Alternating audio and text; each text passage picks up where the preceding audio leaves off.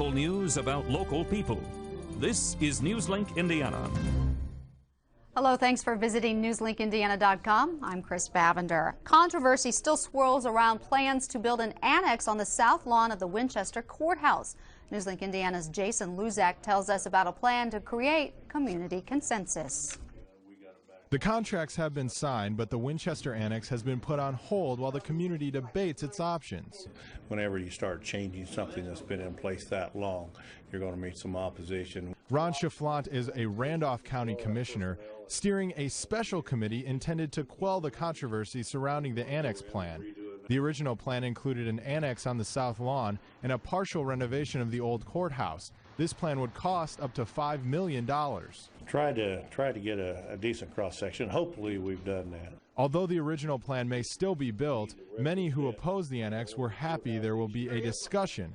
The group Stop the Courthouse Annex Now is headed by businessman Mike Wickersham. What will happen from that committee is anybody's guess at this point in time. The committee met today and came up with options. Some want to find ways to accomplish their goals without spending the proposed $5 million, while others want to demolish the old building and start new. Schiflant hopes the committee will smooth the way for whatever plan is adopted. Hopefully they can see some of the information that was presented to us, and we're not saying they'll see things our way, but hopefully have an opportunity to see some of the issues that we've had to deal with. As the group works to come up with options, one thing is clear. Something will be done, but the structure, cost, and plan could all change. In Winchester, Jason Luzak, Newslink, Indiana. The city attorney says although contracts have been signed for an architect and contractor, the project can be changed without breaking those contracts.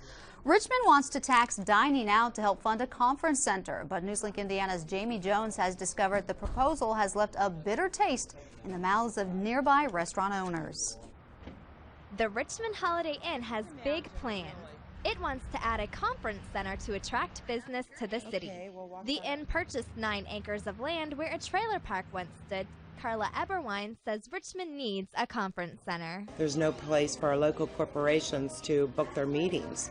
No one has enough space to book their larger conferences. Richmond wants to tax food and beverages bought in Wayne County to fund the center. The tax would cause meals at restaurants to rise by 1%.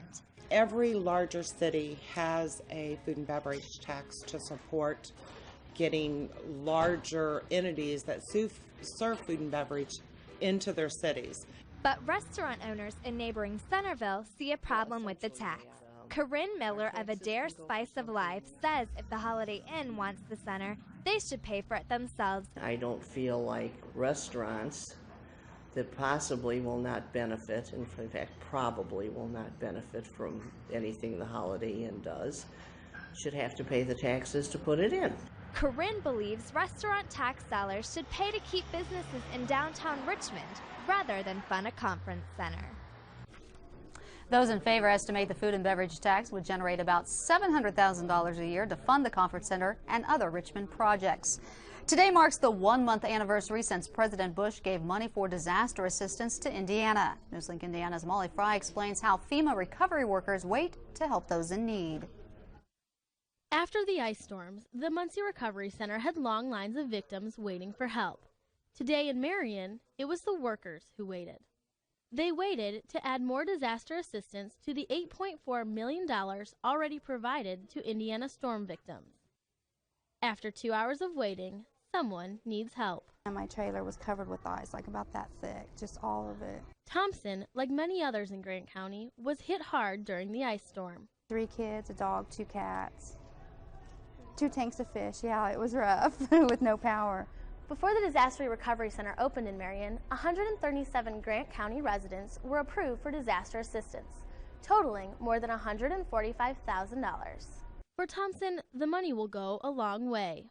I didn't have any insurance. And she will never again second-guess nature. Never thought it would concern me, really. But storm damage did concern hundreds of people in Grant County, and for them, the workers will wait.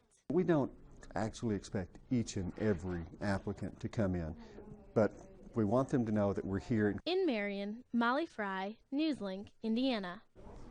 The Marion Recovery Center is open 10 a.m. to 7 p.m. through Saturday at the Marion Municipal Building. Underage smokers beware. Anyone 18 and under in Pendleton caught smoking will have to attend 4 two-hour tobacco education classes. Pendleton police will also ticket those caught with cigarettes. So far, only a handful of minors have been convicted, but police do expect more during warmer months when more people tend to smoke outside. Well, Nicholas Ferreri joins us now with a look at our weather and another gloomy start to the work week. Really gloomy, really depressing, but spring, less than a month away. Yay! Hey, that sounds good to me. I'll take it. And so just keep that in mind as these gloomy days keep on coming, and they will keep on coming this week. Let's take a look at the forecast for Monday night. Here's what we're looking at. Cloudy skies with a low of 30 degrees, winds from the north at 5 miles per hour. And as we take a look at Precision Cast, it tries to bring in some precipitation Monday night into Tuesday, but this seems to just skirt us by. I don't really think we will see any of that on the ground here in east central Indiana. So for Tuesday, dismal and dreary, a high of 41 degrees, winds from the west-southwest at 5 miles per hour. Don't expect to see the sun on Tuesday. However, we might see it return on Wednesday when we'll have a high of 36 degrees. Thursday, look for a high of 34. Our next chance for some snow comes on Friday with a high of 35 degrees. There'll probably be light flurries if we do see it. And Saturday, a high of 33 degrees. Now, of course, it's Monday. That means it's time for weather wisdom. Here's what we're looking at this week. If February give much snow, a fine summer it doth for show. Now, February has seemed like a pretty long month, but as far as snow goes, we really haven't exceeded our average. So what does that mean for upcoming summer? I don't know, but there is another full week of February remaining, so that's true. We could get some more snow, although the forecast doesn't look like we need a nice summer after the winter we've had. We sure do. We deserve it. That's right. Thanks, Nicholas. You're welcome. The Portland Police Department has a new member who only expects a little kibble for his efforts. Newslink Indiana's Aaron Schweitzer has more. When it comes to taking a bite out of crime, Portland police officer Steve Schlechte has a new partner. Meet Roy, a 3-year-old Belgian Malinois from the Netherlands. Schlechte had to learn Dutch so he could work with the dog. I feel a small department, a dog is very valuable. The cost of running a dog program is very minimal compared to other officers. Roy is trained as a drug, attack, and tracking dog. It's up to my fellow officers. You know, if there's that little lost child, they'll call me. If they stop somebody they think is carrying narcotics, they're going to call me. The new partners got to know each other better while completing a 5-week training program in January.